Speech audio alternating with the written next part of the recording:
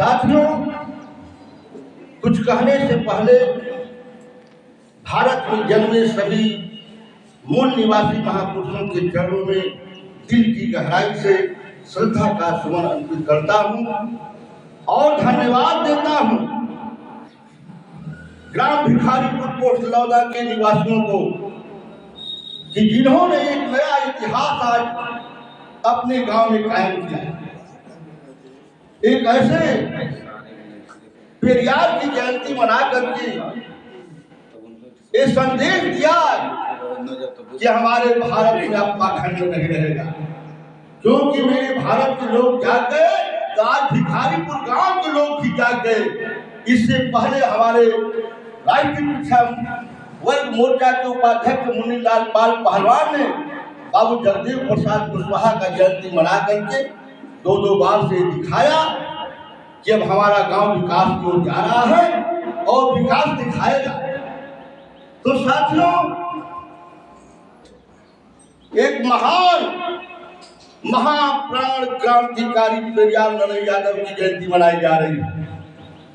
पूरे भारत में आज हर जगह पर ये महापुरुष की जयंती मनाई जा रही है। इन्होंने भारत में पाखंडवाद, विश्वासघात, कुरीतियों के द्वारा रामायण, पुराण, मनुस्मृति, स्मृति ये सब पढ़े और पढ़े तो इन्होंने तिलमिला उठे। इस भारत देश में ऐसी व्यवस्था ये जो षड्यंत्र के द्वारा इन मनवादियों ने आर्यों ने लगा करके हम लोगों को लूटने का, हमारे देश को लूटने का काम किया है। इसलिए इन्होंने एक सच्ची रामायण का निर्माण किया, जो कि पेरियार स्वामी नायकर महाराज ने तमिल भाषा में लिखा, फिर इसको अंग्रेजी में लिखे और फिर इनको जो है नरहरि यादव पद्म दिए 1968 में किया, उसे हिंदी में करा करके उत्तर भारत ही नहीं पश्चिम भारत से लेते हुए पूरे भारत में तहलका मचा दिए इस पुस्तक के द्वारा। तो साथियों, मैं कहना चाहता हूं कि सन 1946 में इन्होंने जब पुलिस में भर्ती हुए तो ग्वालियर राज्य में ये दिखना चाहिए, ग्वालियर राज्य को आजादी दिलाने के लिए जनता और सरकारी मुलाजिमान को और पुलिस के जवानों को और फौज के जवानों को इकट्ठा किया और एक किताब उन्होंने लिखी। उस किताब का नाम है सिपाही की तबाही। और इस सिपाही की तबाही किताब से नौजवानों में इतना रोष आया कि सब मिल करके क्रांति मचा दी। और उस क्रांति मचाने में इन्होंने नारा दिया अपने पुलिस के जवानों को, फौज के जवानों को, सरकारी मुलाजिमानों को और जनता को बताया कि है साथियों, बड़ी दुख की बात है। इन्होंने क्या कहा, वो नारा क्या दिया था कि बलिदान न सिंह का होते सुना। अपने साथियों से बोले कि बलिदान न सिंह का होते सुना, बकरे बल बेदी पर लाए गए, विषधारी को दूध पिलाया गया, केचुई कटिये में फंसाए गए। अरे न काटे टेढ़े पादप गए, सीधों पर आरे चलाए गए। आए मेरे दोस्तों, बलवान का बाल न बांका हुआ और बलहीन सदा तड़पाए गए, बलहीन सदा तड़पाए गए।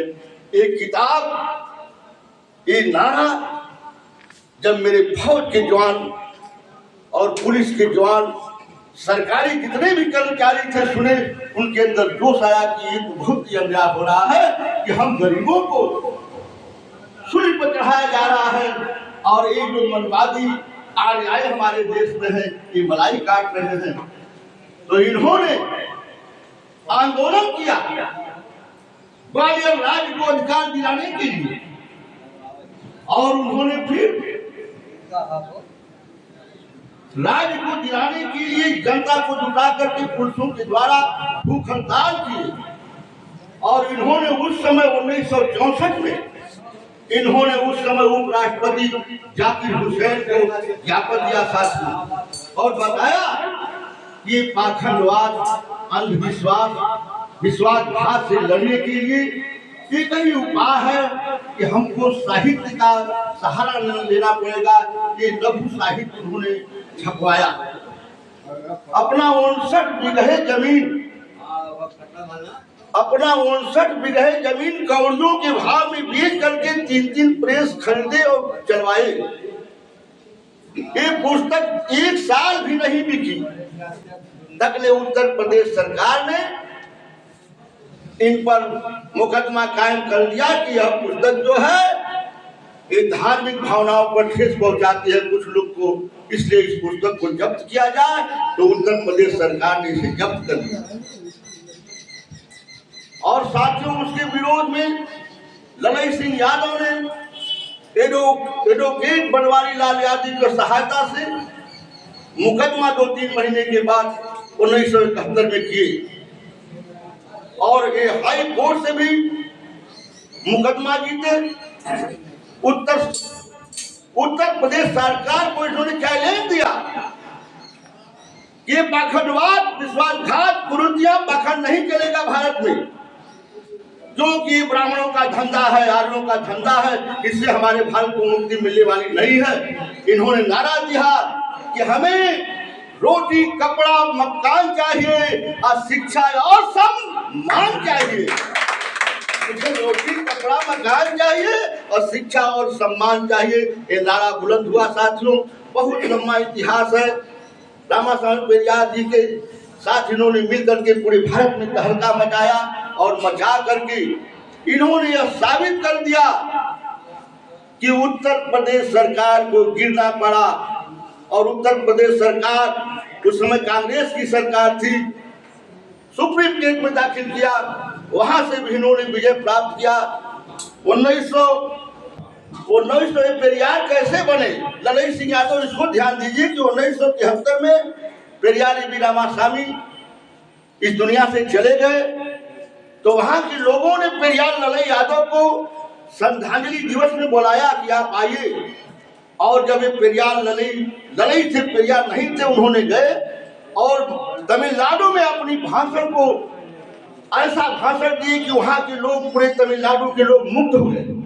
और मुग्ध जब हो गए साथियों, तो जब भाषण बंद हुआ तब वहां के लोग नारा लगाए कि अगला पेरियार हमारा। तो आवाज आती है जनता की कि ललई सिंह, ललई सिंह, ललई सिंह, पेरियार ललई सिंह, ये नारा दिया गया तमिलनाडु के द्वारा। उसी समय से इनकी पेरियार की उपाधि मिली है। बहुत इनकी लंबा इतिहास है साथियों। मैं एक अपील और निवेदन नहीं करूंगा कि आप लोग, कोई ज्यादा रुपए की पुस्तक नहीं है, इस पुस्तक को मंगा करके अपने घरों में, अपने गांव में, अपने रिश्तेदारों में, अपने भाइयों को पढ़ाइए। और मेरा ये गारंटी है, दावा है कि अगर जो मन से इसको पढ़ लेगा उसी दिन इसका पाखंडवाद खत्म हो जाएगा और घर में खुशहाली की लहर आ जाएगी साथियों। तो ऐसे परिवार को तहे दिल से श्रद्धा का सुमन चढ़ाता हूँ साथियों। एक लास्ट में अपना शेर कहते हुए अपनी आवाज को विराम देता हूँ कि याद रहेंगे जन जन को है धरती अंबर जब तक, कुछ न यादें दे ही रहे जो अंतिम अपनी सांसों तक, जो अंतिम अपनी सांसों तक साथियों देते रहे। इनको बहुत बहुत चरणों में नमन करते हुए, श्रद्धा का सुमन चढ़ाते हुए अपने वाणी को विराम करता हूँ साथियों।